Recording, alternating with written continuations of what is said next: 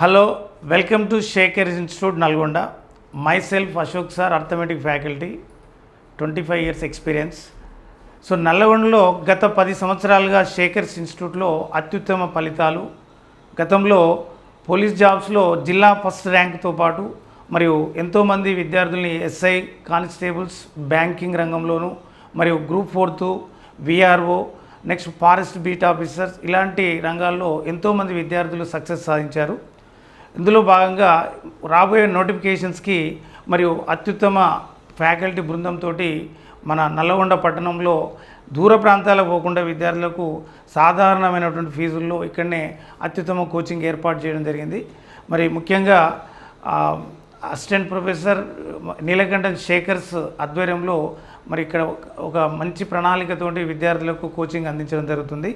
కాబట్టి మన నల్గొండ జిల్లా నుంచి దూర ప్రాంతాలకు వెళ్లకుండా విద్యార్థులు ముఖ్యంగా ఇప్పుడున్నటువంటి అప్కమింగ్ బ్యాంకింగ్ రంగం జాబ్స్ కానీ, ఎస్ఎస్సి, సిజిఎల్ ఇలాంటి సెంట్రల్ గవర్నమెంట్ జాబ్స్ ఎన్నో కూడా అప్కమింగ్ నోటిఫికేషన్స్ వచ్చి ఉన్నాయి.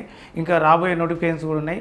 వాటన్నిటి కూడా ఒక కేర్ ఆఫ్గా నల్గొండ టౌన్లోనే ఒక స్టాండర్డ్ కోచింగ్ని పటిష్టమైన మెటీరియల్ మరియు ప్రాక్టీస్ టెస్టులు, గ్రాండ్ టెస్టులు నిర్వహిస్తూ ప్రతి చాప్టర్ని అనుభవజ్ఞులైన టీచర్స్తో మీకు టీచ్ చేస్తూ ఏర్పాటు చేసినటువంటి శేఖర్స్ ఇన్స్టిట్యూటు మన నల్గొండ నడిబొడ్డున రామగిరి సెంటర్లో ఉన్నది.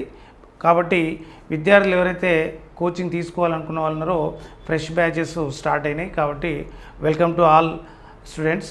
So now today we discuss about, ఎందుకంటే ప్రతి ఎగ్జామ్లో అర్థమెటిక్ అనేది వెరీ కీలకమైన అంశంగా ఉంది, అర్థమెటిక్ అండ్ మ్యాథమెటిక్స్ అనేది. కాబట్టి అటువంటి సబ్జెక్ట్ని కొంత నాన్ మ్యాథ్స్ స్టూడెంట్స్ కానీ కొంతమంది ఎలా స్టార్ట్ చేయాలి, ఏ విధంగా ప్రాక్టీస్ చేయాలి, బిగినింగ్ ఎలా చేస్తే మేము సక్సెస్ అవుతాం అనే దానికి చాలామంది విద్యార్థులు ఇబ్బంది పడుతున్న విషయం మనం చూస్తూనే ఉన్నాం. సో అలాంటి దానికి ఒక రెగ్యులర్గా అర్థమెటిక్ నల్లగొండ టౌన్లో జరిగేటువంటి ఏకైక ఇన్స్టిట్యూట్ శేఖర్స్ ఇన్స్టిట్యూట్. మరి అక్కడ సుదీర్ఘమైన అనుభవం ఉన్నటువంటి ఫ్యాకల్టీ ఆధ్వర్యంలో మీకు అందిస్తున్నారు. కాబట్టి so today we discuss about arithmetic ఏ విధంగా స్టార్ట్ చేయాలనేది చూద్దాం. ఆల్ కాంపిటేటివ్ ఎగ్జామ్స్లో అర్థమెటిక్ అనేది వెరీ ప్రియారిటీ ఉన్నటువంటి సబ్జెక్టే. కాబట్టి స్టేట్ గవర్నమెంట్ ఎగ్జామ్స్ కానీ, సెంట్రల్ గవర్నమెంట్ ఎగ్జామ్స్ కానీ ఇది వెరీ ఇంపార్టెంట్. కాబట్టి అర్థమెటిక్ ఏ విధంగా ప్రారంభిస్తే మనం సక్సెస్ అవుతామనే దాని గురించి చూద్దాం.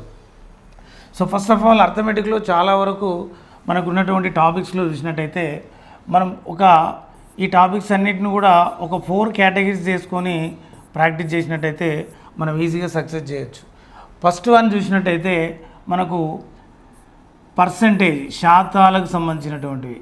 ఈ పర్సంటేజీ, నెక్స్ట్ లాభ నష్టాలు, నెక్స్ట్ వడ్డీలు.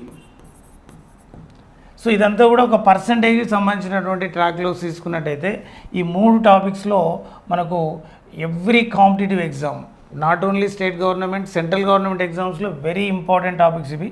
సో ఇదొక సీక్వెన్స్లో పర్సంటేజీ అనేటువంటి కాన్సెప్ట్ని మనం డిస్కస్ చేసినట్టయితే ఈజీగా ఈ టాపిక్స్ని మనం చేయొచ్చు. ఇంకొకటి ఏంటంటే పర్సంటేజ్ అనేది కింగ్ ఆఫ్ అర్థమెటిక్. ఆల్ టాపిక్స్లో పర్సంటేజ్ అనేది ఇన్వాల్వ్మెంట్ ఉంటుంది. కాబట్టి పర్సంటేజ్ నేర్చుకునేటప్పుడు మనకు పర్సంటేజ్, దాని నుంచి next profit and loss, next interest, simple interest and compound interest అని ఉంటాయి. So simple interest, compound interest అనేటువంటిది, నెక్స్ట్ ప్రాఫిట్ అండ్ లాస్, ఇట్లా ఇది ఒక సీక్వెన్స్లో నేర్చుకున్నట్టయితే మనకు ఒక మంచి గ్రిప్ అనేది ఉంటుంది. నెక్స్ట్ రెండవ అంశం చూసినట్టయితే రేషియో అండ్ ప్రపోర్షన్. సో దాన్నే మనం తెలుగులో నిష్పత్తి, అనుపాతం అంటాం. నెక్స్ట్ భాగస్వామ్యం, నెక్స్ట్ వయస్సులు, నెక్స్ట్ మిశ్రమాలు అంటే మిక్చర్ అండ్ అలిగేషన్, మిశ్రమాలు, నెక్స్ట్ సగటు. సో ఇదొక సీక్వెన్స్. సగటు అంటే average, ratio and proportion, partnership, ages, mixture and alligation, average. ఇదొక సీక్వెన్స్. ఈ సీక్వెన్స్లో నేర్చుకుంటే ఈ సీక్వెన్స్లో మనకు వచ్చేటువంటి క్వశ్చన్స్ బ్యాంకింగ్లో కానీ, ఎస్ఎస్సి, సిజిఎల్లో కానీ, నెక్స్ట్ ఎస్ఐ, కానిస్టేబుల్లో కానీ అన్నీ కూడా కామన్గా ఒక పార్ట్ 1, పార్ట్ 2 ఇట్లా నేర్చుకున్నట్టయితే మనకు ఒక మంచి గ్రిప్ అనేది ఉంటుంది. కాబట్టి రేషియోకి రిలేటెడ్గా పార్ట్నర్షిప్ కంటిన్యూషన్ రిలేషన్లో వయస్సులు, ఏజెస్, నెక్స్ట్ వీటన్నిటి మిక్చర్ అండ్ అలిగేషన్, యావరేజ్. ఇదొక సీక్వెన్స్. నెక్స్ట్ థర్డ్ వన్ చూసినట్టయితే LCM and HCF, next time and work అంటే కాలము అండ్ పని, time and work. Next time and distance. Next boats and streams. Next races and games. ఇది ఒక sequence. So ఇది మొత్తం కూడా టోటల్గా డిపెండ్ ఆన్ ఎల్సిఎం హెచ్సిఎఫ్ కాన్సెప్ట్లో ఉంటాయి. సో వీటిలో కూడా మళ్ళీ రేషియో ఇన్వాల్వ్మెంట్ ఉంటుంది, వీటిలో కూడా పర్సంటేజ్ ఇన్వాల్వ్మెంట్ కూడా ఉంటుంది. కాబట్టి ఇదొక సీక్వెన్స్ని మనం కంప్లీట్ చేసినట్టయితే మనకు మంచి ఒక గ్రిప్ అనేది ఉంటుంది. నెక్స్ట్ ఫోర్త్ వన్ చూసినట్టయితే మనకు ప్యూర్ మ్యాథ్స్లో తీసుకున్నట్టయితే, ప్యూర్ మ్యాథ్స్కి సంబంధించినటువంటి జనరల్ తీసినట్టయితే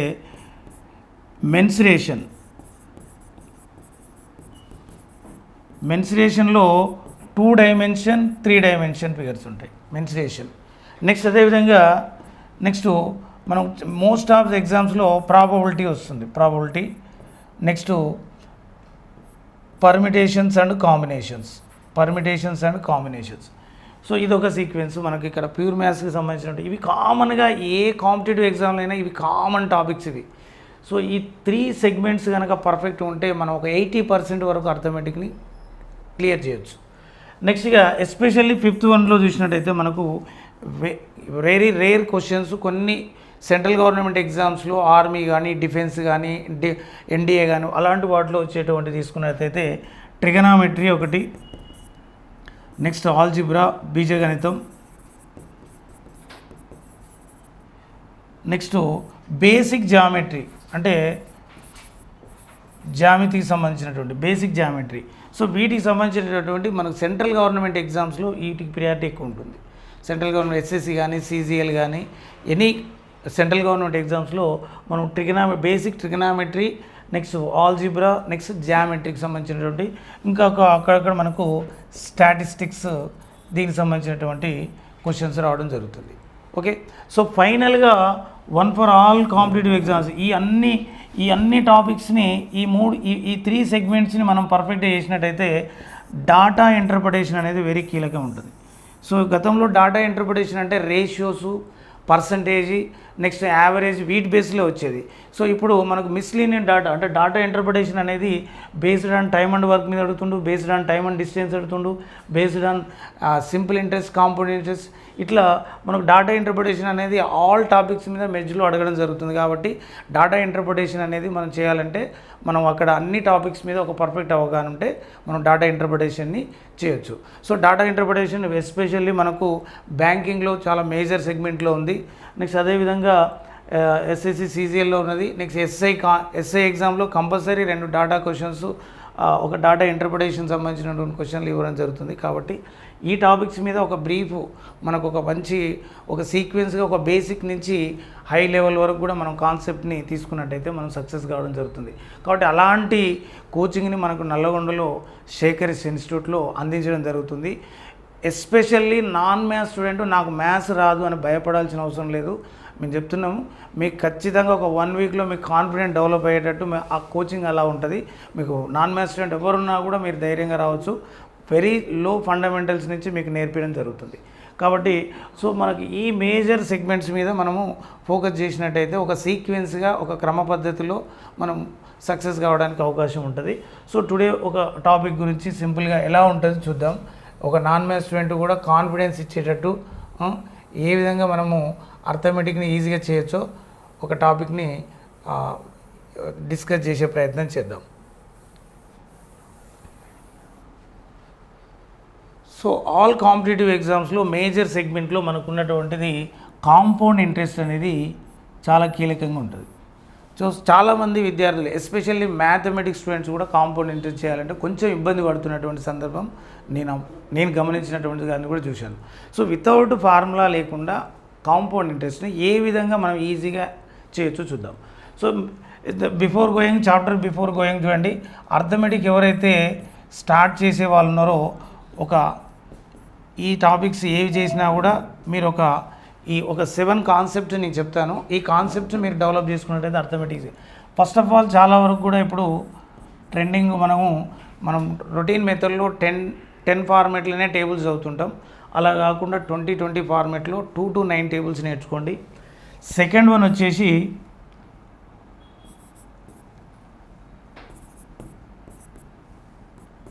సెకండ్ వన్ వచ్చేసి స్క్వేర్స్, ఒక 30 వరకు స్క్వేర్స్ అండ్ క్యూబ్స్, 30 వరకు స్క్వేర్స్ అండ్ క్యూబ్స్ నేర్చుకోండి.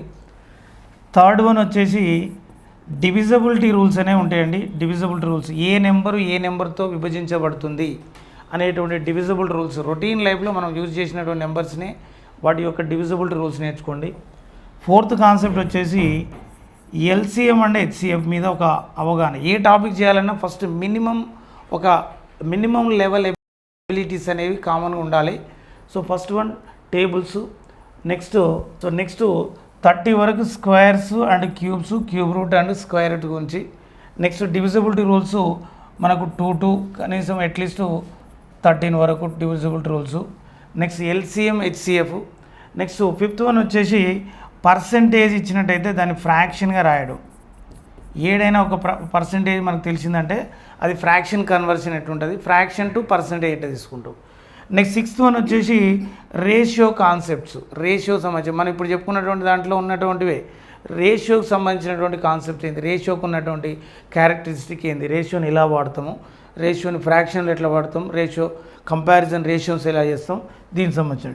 నెక్స్ట్ సెవెంత్ వన్ వచ్చేసి సింపుల్ బేసిక్ ఫార్ములాస్. జనరల్గా మనం చిన్నప్పుడు నేర్చుకున్నటువంటి ఫార్ములాస్ a+b² కానీ, సో a+b³ కానీ, ఇలాంటి ఒక బేసిక్ ఫార్ములాస్. ఈ 7 ఫండమెంటల్స్ మినిమం లెవెల్ ఎబిలిటీస్ అంటాం. ఇవి ఎవరైనా కూడా ఒక స్టూడెంట్ అర్థమెటిక్ ప్రిపేర్ కావాలనుకున్నా, ఎనీ కాంపిటేటివ్ ఎగ్జామ్ ప్రిపేర్ కావాలనుకున్నప్పుడు మనకు ఈ మినిమం లెవెల్ ఎబిలిటీస్ని మనం ఇంప్రూవ్ చేసుకున్నట్టయితే సక్సెస్ 100% కావచ్చు. గతంలో శేఖర్ ఇన్స్టిట్యూట్లో ఎస్ఐ జాబులు కొట్టినటువంటి నాన్ మ్యాథ్స్ స్టూడెంట్స్ కూడా ఉన్నారు. ఆ నాన్ మ్యాథ్స్ స్టూడెంట్స్ కూడా మనం ఈ ఫార్మేట్లో ఇంప్లిమెంట్ చేసి వాళ్ళని సక్సెస్ చేసినాం. కాబట్టి ఎవ్వరు కూడా నాన్ మ్యాథ్స్ స్టూడెంట్స్ భయపడాల్సిన అవసరం లేదు.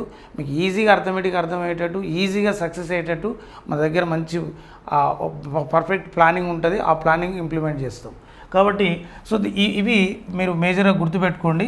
సో దీంట్లో భాగంగా ఇప్పుడు మీకు ఒక చాప్టర్ని మనం బ్రీఫ్గా డిస్కస్ చేద్దాం. మరీ లెంతీగా కాకుండా మీకు బ్రీఫ్గా చెప్పే ప్రయత్నం చేస్తా. సో కాంపౌండ్ ఇంట్రెస్ట్లో మనకు చాలా అప్లికేషన్ క్వశ్చన్స్, చాలా టఫ్ క్వశ్చన్స్ కూడా అడుగుతున్నాడు. అవి టఫ్ అని మనం అనుకుంటాం, ఎందుకంటే ఫార్ములా యూజ్ చేస్తున్నాం కాబట్టి మనం టఫ్ అని ఫీల్ అవుతున్నాం. సో మనం ఇక్కడ వితౌట్ ఫార్ములా ఎలా చేయొచ్చు చూద్దాం. So for example principal amount 21,600 rupees ఉంది.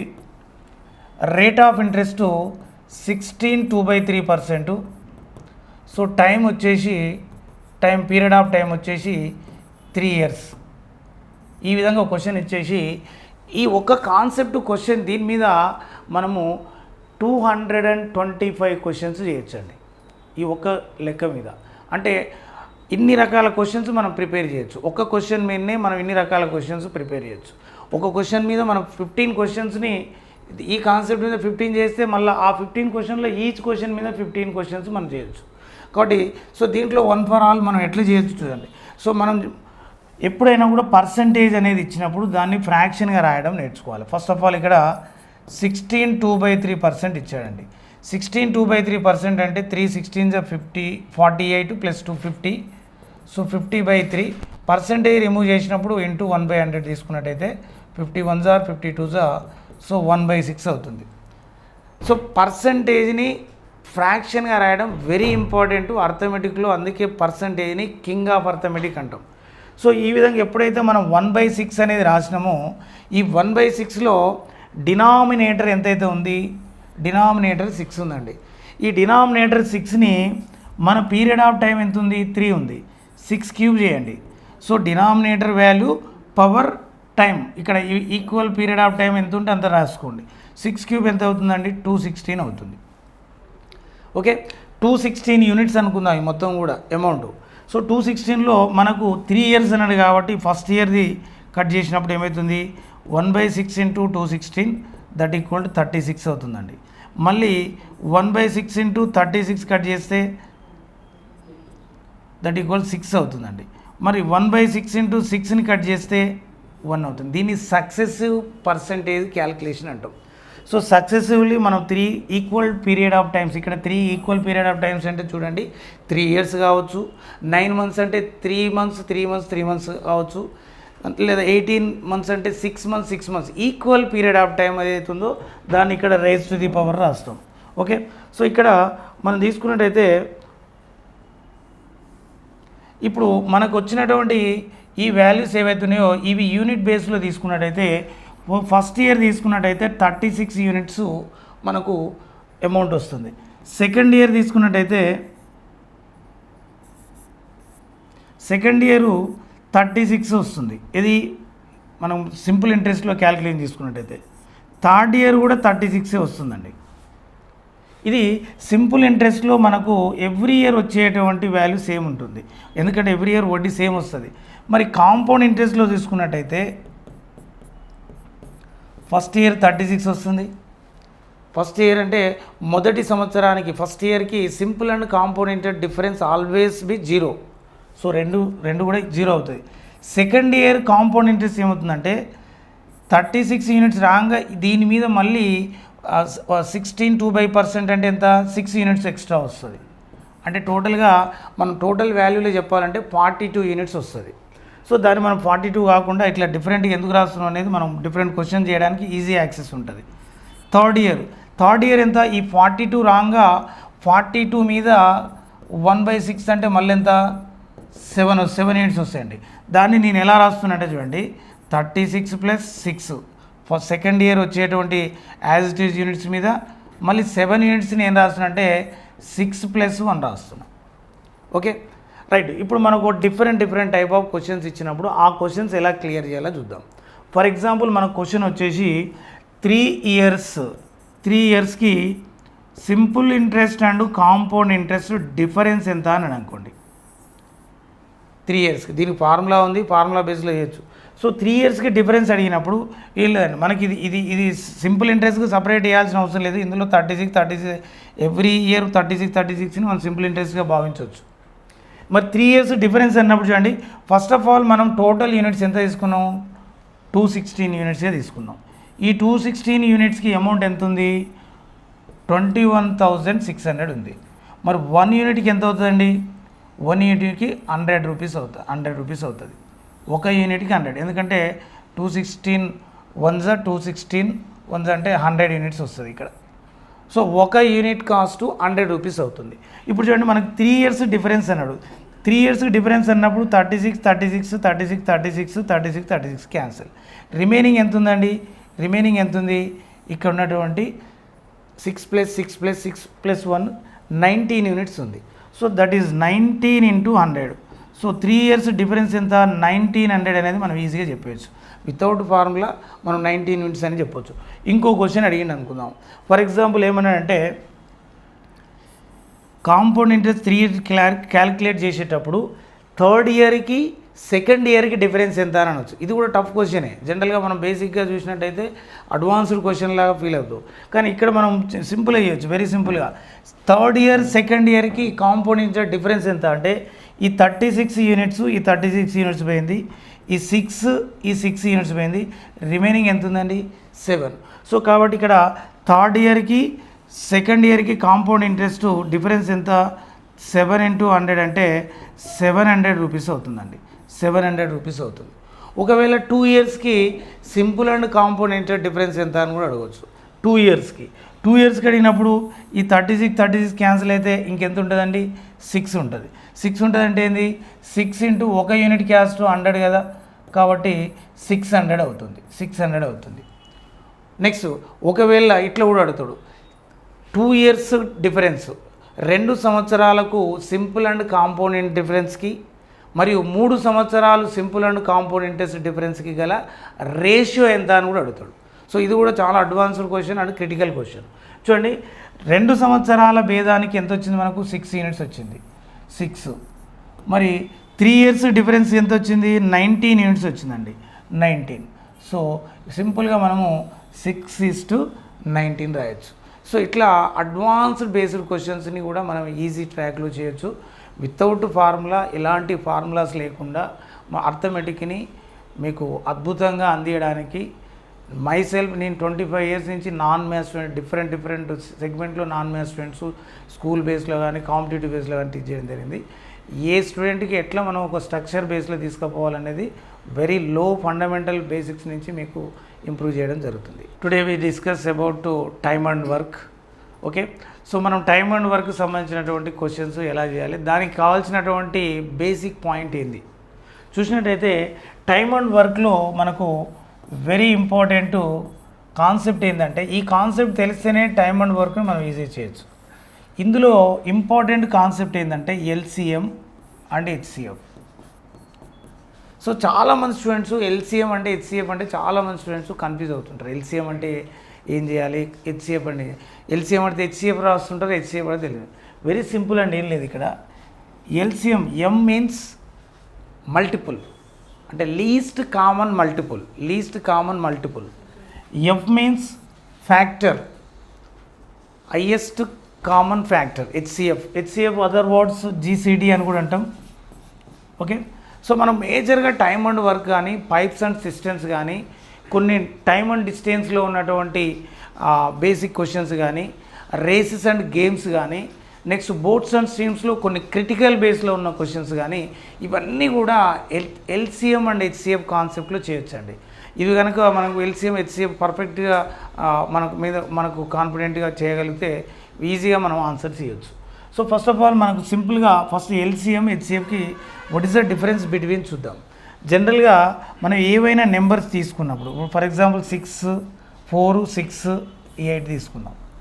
సో ఇక్కడ ఎల్సిఎం అన్నప్పుడు మనం మల్టిపుల్ తీసుకోవాలండి. మల్టిపుల్ అంటే జనరల్గా చూడండి, ఏదైనా ఒక నెంబర్ మల్టిపుల్ రాయాలంటే ఫర్ ఎగ్జాంపుల్ 8 యొక్క మల్టిపుల్ రాయాలనుకో, 8తోనే స్టార్ట్ అవుతుంది.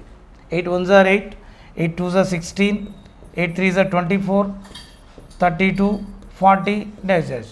ఒకవేళ 12 మల్టిపుల్స్ రాయాలంటే 12 తోటే స్టార్ట్ అవుతుందండి. 12, 24, 36, 48 ఈ విధంగా. అంటే ఏ నెంబర్కైనా మల్టిపుల్ అనేది ఇట్ సెల్ఫ్తో స్టార్ట్ అవుతుంది. It's very clear. నెక్స్ట్ మరి ఫ్యాక్టర్స్ చూసినట్టయితే ఏమవుతాయండి, ఇప్పుడు 8 యొక్క ఫ్యాక్టర్స్ రాద్దాం. 8 ఫ్యాక్టర్స్ రాయాలంటే 1తో స్టార్ట్ అవుతాయి. ఫ్యాక్టర్స్ ఎప్పుడైనా 1తో స్టార్ట్ అవుతాయి, ఏ నెంబర్కైనా కూడా. 1 8s are 8, next 2 4s are 8. So ఏ నెంబర్కైనా ఫ్యాక్టర్స్ అనేది the number itself end అవుతాయి, ఏ నెంబర్కైనా మల్టిపుల్స్ అనేది ద నెంబర్ ఇట్ సెల్ఫ్ నుంచి స్టార్ట్ అవుతాయి. ఇది గమనించాలి. మరి 12 యొక్క ఫ్యాక్టర్స్ రాసినాం అనుకోండి. 12 యొక్క ఫ్యాక్టర్స్ అంటే ఇది 1 12s are 12, 2 6s are 12, 3 4s are 12. అంటే ఫ్యాక్టర్స్లో ఎప్పుడైనా కూడా మనం ఫ్యాక్టర్స్ ఆల్ ఏ నెంబర్కైనా ఫ్యాక్టర్స్ అనేది కౌంటబుల్గా ఉంటాయి, అంటే ఫినిటీగా ఉంటాయి. బట్ మల్టిపుల్స్ అనేవి అన్కౌంటబుల్, ఇన్ఫినిటీగా ఉంటాయి. ఇది గమనించాలి. కాబట్టి మనం నెంబర్స్ ఇచ్చినప్పుడు ఎల్సిఎం చేయాలి అనుకున్నప్పుడు, ఎప్పుడైనా ఎల్సిఎం అడిగినప్పుడు అమాంగ్ ద గివెన్ నెంబర్స్లో బిగ్గెస్ట్ నెంబర్ ఏదైతుందో ఆ నెంబర్ అని అవుతుంది. ఆ నెంబర్కు యొక్క మల్టిపుల్ లిస్ట్లో ఉన్నటువంటి ఒక నెంబర్ అవుతుంది. కాబట్టి మనం ఎప్పుడు కూడా ఎల్సిఎం అంటే మనం స్మాలెస్ట్ నెంబర్ గురించి థింక్ చేయొద్దండి. అలా ఉన్న గ్రేటర్ నెంబర్ ఏది ఉందో ఆ నెంబర్ని థింక్ చేసుకుంటూ దాని ఎబోనే ఆలోచించాలి. ఇది క్లారిటీ ఉండాలి. చూడండి, మరి 8 కాదు, ఎందుకు కాదు? 6తో 8 డివిజిబుల్ కాదు, మరి 4తో అవుతుంది. అంటే ఎప్పుడైతే మనం ఎల్సిఎం తీసుకున్నామో ఆ ఎల్సిఎం అనేది ఇచ్చిన నెంబర్లన్నిటికీ కూడా మల్టిపుల్ అవుతుంది. కాబట్టి ఆ నెంబర్లలో ప్రతి నెంబర్తో అది డివిజబుల్ అవుతుంది. ఇది గమనించాలి.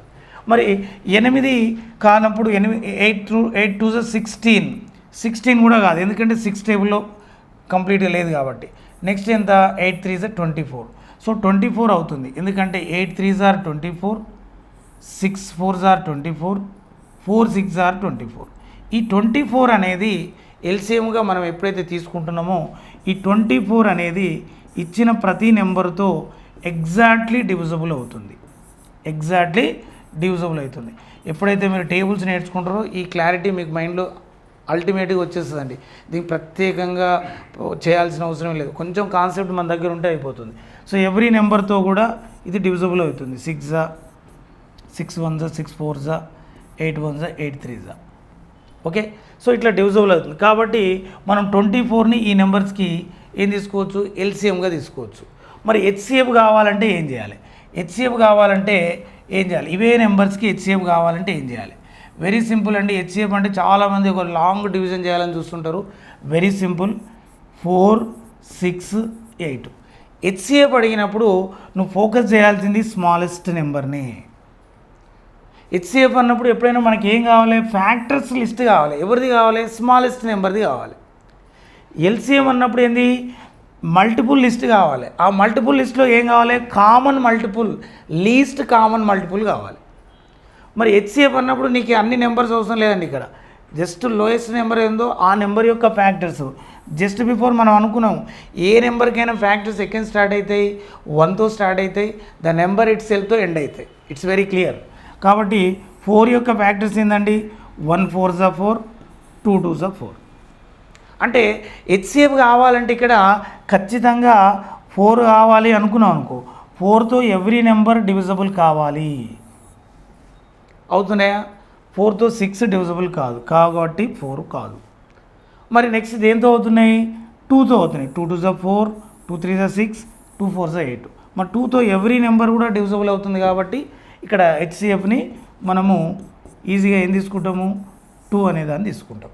కాబట్టి ఇక్కడ చూడండి, మళ్ళీ ఒకసారి గుర్తుపెట్టుకోండి, మనము తీసుకున్నటువంటి నెంబర్స్కి ఎల్సిఎం 24 అయింది, హెచ్సిఎఫ్ 2 అయిందండి. ఎల్సిఎం ఏమైంది, 24 అయింది, హెచ్సిఎఫ్ ఏమైంది, 2 అయింది. ఇక్కడ ఇంకొక విషయం క్లియర్గా గుర్తుపెట్టుకోవాలి, ఎల్సిఎం అనేది ఎప్పుడైనా మనకి ఇచ్చిన నెంబర్స్, గివెన్ నెంబర్స్లో ఎవ్రీ నెంబర్తో ఎగ్జాక్ట్లీ డివిజబుల్ అవుతుంది. మరి హెచ్సిఎఫ్ ఏంది, హెచ్సిఎఫ్ అనేది గివెన్ నెంబర్స్ని ఎవ్రీ నెంబర్ని డివిజబుల్ చేస్తుంది ఎగ్జాక్ట్లీ, అంటే రిమైండర్ 0 వచ్చేటట్టు చేస్తుంది. కాబట్టి ఇది క్లారిటీగా మన మైండ్లో పెట్టుకుంటే హెచ్సిఎఫ్కి ఎల్సిఎంకి బిట్వీన్ డిఫరెన్స్ ఏందనేది గుర్తుపెట్టుకుంటే మనం ఈజీగా క్వశ్చన్స్ చేసేటప్పుడు మనం ఈజీగా చేయొచ్చు. Okay, so now time and వర్క్లో కొన్ని క్వశ్చన్స్ మనం ఈజీగా ఎలా చేయొచ్చు చూద్దాం.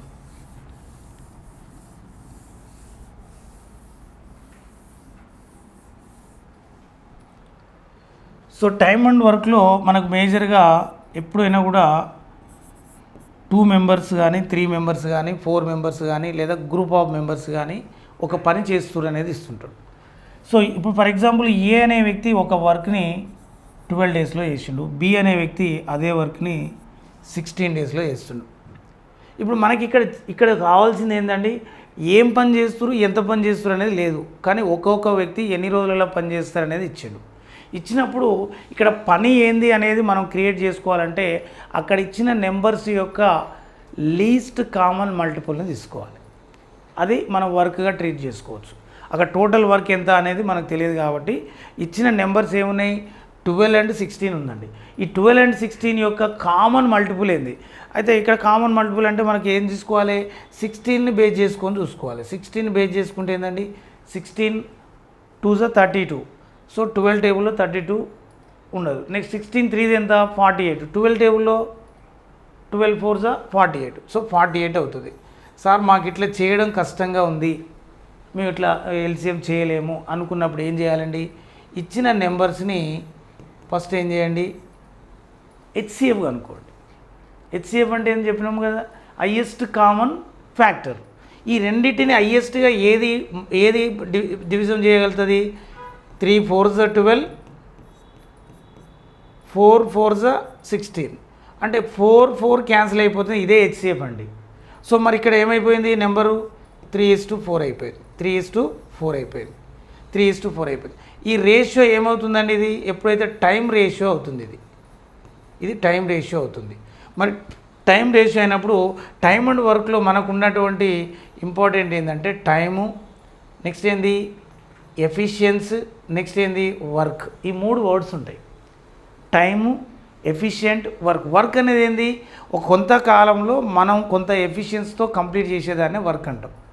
మరి వర్క్ అనేది డిపెండ్ దేని మీద అవుతుందండి, వర్క్ అనేది డిపెండ్ దేని మీద అవుతుంది, టైం అండ్ ఎఫిషియెంట్ యొక్క ప్రొడక్ట్ మీద డిపెండ్ అవుతుంది వర్క్ అనేది. మరి ఇక్కడ చూడండి, టైం అనేది ఎప్పుడు కూడా ఇన్వర్స్లీ ప్రపోర్షనల్ టు ఎఫిషియెంట్. ఇవి రెండు కూడా ఎప్పుడు కూడా ఇన్వర్స్ ప్రపోర్షనల్లో ఉంటాయి, అంటే విలోమానుపాతంలో ఉంటాయి. మరి ఇక్కడ చూడండి, మనం 3:4 తీసుకున్నాం కదా టైం రేషియో, ఇది టైం రేషియో అయింది. మరి ఎఫిషియెంట్ రేషియో ఏమవుతుంది, 4:3 అవుతుంది, 4:3 అవుతుంది. ఓకేనా, ఎఫిషియెంట్ రేషియో చూడండి. అప్పుడు ఎఫిషియెంట్ రేషియో 4:3 అయినప్పుడు ఏ యొక్క ఎఫిషియెంట్ 4 అవుతుంది కాబట్టి 12 4 48. మరి బి యొక్క ఎఫిషియెంట్ 3 అవుతుంది కాబట్టి 16 3 48.